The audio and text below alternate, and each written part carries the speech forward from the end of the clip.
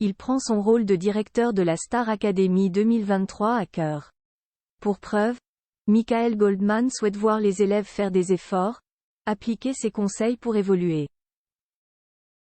Et lorsque cela ne se déroule pas comme il l'avait imaginé, il s'agace. C'est ce qui est arrivé après les évaluations, lorsqu'il n'a pas hésité à se fâcher. La suite après la publicité. Ils sont encore 11 en compétition dans la Star Academy 2023 après les éliminations de 2 premiers candidats, Louis et Lola. En vue du prochain prime, diffusé samedi 25 novembre sur TF1, la production a décidé de corser les choses en imposant une semaine de destin lié. Les élèves sont ainsi en binôme lors des cours, mais aussi des évaluations. Au cours de ces dernières, alors que Michael Goldman en attendait beaucoup d'une candidate, il a été extrêmement déçu.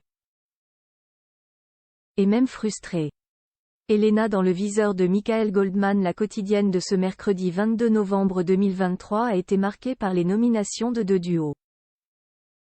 C'est ainsi que tous ont tenté de convaincre le corps professoral de ne pas les nommer grâce à une prestation de chant et de danse. C'était trop bien, s'exclame Marie-Maude en sortant de la salle. Et son acolyte de se réjouir également. On a été juste tout le temps. Une analyse semble-t-il erronée. En effet, leur duo est loin d'avoir fait l'unanimité. Et le moins que l'on puisse dire, c'est que Michael Goldman n'a su retenir son ennui et s'est lâché.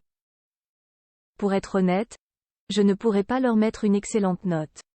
Pour moi, c'est Marie-Maude qui a porté le duo du début à la fin, lance d'abord le directeur de la promo. Et de livrer le fond de sa pensée, plutôt agacé. J'ai un problème avec Elena, il va falloir qu'on en discute. Elle a une voix vraiment exceptionnelle cette fille. Mais je commence à en avoir marre de la voir chanter faux. Constat partagé par la professeure d'expression scénique Cécile Chaduteau. Moi je pense qu'elle a une très belle voix, estime-t-elle. Mais elle a un manque de confiance, parce qu'elle était dans sa chambre. Il faut qu'on la fasse travailler.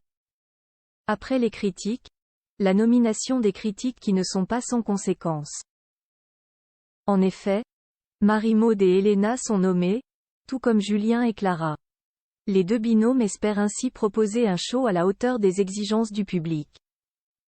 Il faut dire que les téléspectateurs ont leur destin en main. Ils voteront pour l'élève de leur choix qui pourra donc réintégrer le château tout comme son binôme, sauvé au passage. Le duo restant sera alors départagé par les votes des 9 candidats restants. Celui qui obtiendra le moins de votes sera définitivement éliminé.